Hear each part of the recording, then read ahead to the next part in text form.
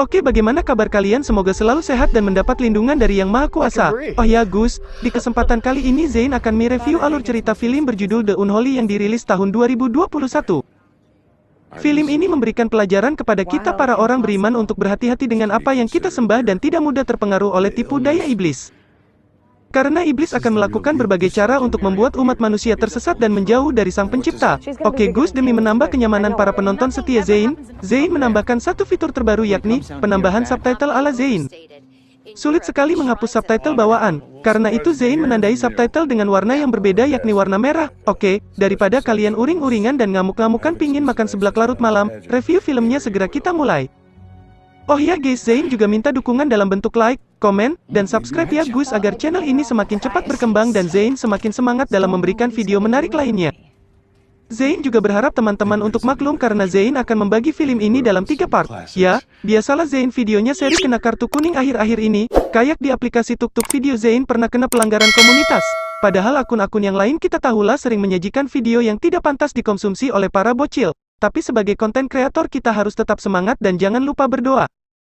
Film diawali oleh seorang wanita yang mendapatkan hukuman mati ala abad pertengahan. Si wanita ini dibakar hidup-hidup, namun tidak ada seorang pun yang mempedulikan teriakan kesakitannya. Seorang pastor yang memimpin upacara ini pun membacakan sebuah doa dan memegang sebuah boneka yang digunakan sebagai media untuk menjebak jiwa wanita jahat itu selamanya. Cerita pun berlanjut ke beberapa abad kemudian di mana seorang pria bernama Geralt sedang membeli kopi di Starbucks. Geralt sendiri dulunya merupakan seorang wartawan terkenal dan cukup dihormati, namun karena ketahuan memuat artikel palsu alias hoax, Geralt pun akhirnya dipecat dari pekerjaannya. Sekarang Geralt hanya bekerja serabutan di sebuah media kecil dengan upah yang begitu minim. Dengan upah yang tak mencapai UMR Amerika itu, Geralt mendapatkan sebuah bahan berita. Geralt mendapatkan informasi dari seorang peternak bahwa hewan peliharaannya telah dimutilasi oleh sekelompok sekte satanisme. Namun bukan pemandangan mengerikan yang terjadi di sana, sapi pria itu ternyata hanya mendapat goresan kecil di tubuhnya. Sadar berita seperti itu tidak akan pernah viral, Geralt pun menggunakan instingnya untuk menciptakan berita buatannya sendiri. Geralt mengambil sebuah boneka dan menghancurkan boneka itu. Geralt pun meminta peternak itu untuk berfoto di dekat boneka itu. Tanpa Geralt ketahui, boneka itu mirip dengan boneka kepunyaan pastor di scene awal tadi. Di tengah perjalanan pulang, Geralt dihadang oleh sosok gadis bergaun putih. Namun Geralt sadar karena di Amerika tidak ada Mbak Kunti, dia pun mengikuti gadis cantik itu yang berjalan menelusuri padang rumput. Gadis pun menghentikan langkah kakinya di pohon tempat Geralt menemukan boneka tadi. Bagaikan Mbak Dukun, gadis misterius itu berkomat-kamit membuat Geralt jadi kebingungan. Ketika Geralt berusaha menyadarkannya, gadis itu langsung jatuh pingsan membuat Geralt menjadi panik dan segera menolong gadis malang itu. Gadis itu bernama Alice, ternyata adalah keponakan dari Pastor Harold, yang merupakan pemimpin gereja setempat. Geralt pun terkejut setelah mengetahui fakta bahwa Alice ternyata tidak bisa berbicara alias seorang difabel tunarungu.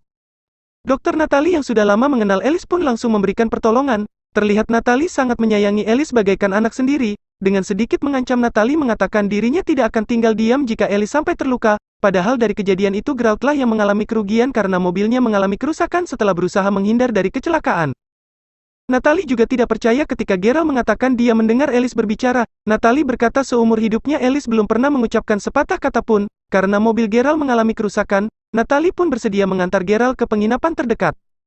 Esoknya Geralt segera menghubungi atasannya. Geralt pun mengatakan bahwa bahan beritanya kali ini akan berbeda. Dia mengatakan dia akan membuat berita tentang mukjizat yang dialami seorang gadis tunarungu sehingga membuat gadis yang tak laon adalah Alice itu dapat berbicara. Demi mendapat bahan berita, Geralt yang tak pernah beribadah itu pun pergi ke gereja untuk menghadiri misa. Di sana Alice yang menjadi target dari Geralt juga ikut menghadiri misa itu. Di tengah khusyuknya acara, Alice seakan mendengar suara ilahi membuat dia berjalan menuju pohon yang dia datangi semalam. Para jemaat pun mengikuti langkah kaki Alice dan betapa terkejutnya mereka setelah melihat dengan mata kepala sendiri Alice bisa berbicara layaknya orang normal. Alice mengaku bahwa seorang wanita mendatanginya. Sosok itu mengaku sebagai perawan suci Maria. Maria juga meminta para jemaat untuk datang kembali ke gereja keesokan harinya. Sontak semua jemaat berteriak gembira dan memuji nama Tuhan karena suatu mukjizat telah terjadi di daerah mereka. Untuk semakin memperkuat bukti, tes lanjutan pun diberikan pada Alice. Dokter memeriksa Alice dan memang Alice sudah bisa berbicara dengan normal. Geralt pun kemudian menghubungi mantan atasan di tempat kerja lamanya. Geralt mengatakan kali ini dia memiliki suatu artikel yang begitu menarik tentang mukjizat yang dialami seorang gadis. Namun mantan atasannya itu sudah tidak percaya lagi dengan perkataan Geralt dan menganggap Geralt hanya bisa membuat berita hoaks saja. Malam harinya Geralt bermimpi aneh tentang pohon misterius tempat Alice telah bertemu dengan Bunda Maria, namun Geralt merasa mimpi itu hanyalah bunga tidur saja. Keesokan harinya halaman gereja penuh sesak dengan orang-orang yang ingin menyaksikan mukjizat yang dikaruniai pada Alice. Beberapa orang wartawan juga datang untuk meliput berita. Namun Pastor Hagan mengatakan kepada mereka untuk sebaiknya segera pulang saja. Menurut Hagan, Alice belum siap untuk bertemu dengan banyak orang. Tiba-tiba Alice keluar dari pintu masuk gereja dan berjalan menuju pohon tempat dia pernah bertemu dengan Bunda Maria. Alice pun menyentuh pohon itu dan menatapnya dengan penuh perhatian seolah-olah dia sedang berkomunikasi dengan sosok suci itu. Alice pun menemui seorang bocil yang kakinya mengalami kelumpuhan. Alice bertanya apakah bocil itu percaya pada mukjizat. Anak itu pun menganggukkan kepalanya. Alice bertanya sekali lagi apakah kamu beriman kepada Maria? Anak itu juga menjawab ya. Alice pun mengatakan atas nama Maria bocah itu diperintahkan untuk berjalan. Mukjizat pun benar-benar terjadi. Si bocil itu benar-benar bisa berjalan kembali bahkan melompat-lompat. Semua orang pun berteriak kegirangan dan memuji nama Tuhan dan Bunda Maria. Berita itu kemudian langsung menjadi viral di televisi. Banyak wartawan yang berebut ingin mewawancarai Alice. Kabar soal mukjizat yang dilakukan Alice terdengar sampai ke Vatikan. Seorang utusan bernama Monsignor Delgret akhirnya tiba di kota Banfield. Dalam kapasitasnya sebagai inkuisitor alias penguji, Delgret akan menggunakan segala fasilitas yang tersedia dari teknologi medis dan ilmu pengetahuan modern untuk membuktikan jika mukjizat itu memiliki kesalahan atau hanya tipuan. Namun jika semua bantahan yang dia lakukan menemui kegagalan, Delgret pun akan merekomendasikan kota Banfield terkhusus pohon tempat Alice mendapat mukjizat menjadi situs suci umat Katolik terbaru. Para wartawan pun tak ikut ketinggalan mengajukan pertanyaan. Mereka meminta Alice pun muncul. Namun para wartawan itu malah memberikan pertanyaan yang terkesan memojokkan Alice. Namun Alice mengatakan bahwa dia melihat bahwa Bunda Maria sosok wanita berpakaian putih dan memiliki wajah yang bercahaya. Namun begitu Gerald yang bertanya Alice pun menjawab segala pertanyaannya yang diajukan. Alice bercerita dia bertemu Bunda Maria sekitar 5 hari yang lalu dan Gerald juga ada di situ.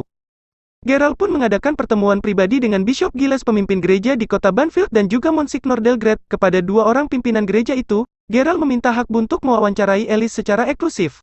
Delgret langsung menentang usulan itu mengingat reputasi Gerald sebagai wartawan penyebar hoaks. Namun Bishop Giles mengatakan setiap orang berhak untuk mendapatkan kesempatan kedua, terlebih lagi Alice terlihat memiliki kedekatan emosional dengan Gerald. Gerald pun bersiap untuk melakukan wawancara khusus dengan Alice. Alice terlihat begitu bersemangat dan ceria. Bagaikan bunga yang sedang mekar, Alice tampak begitu bersinar.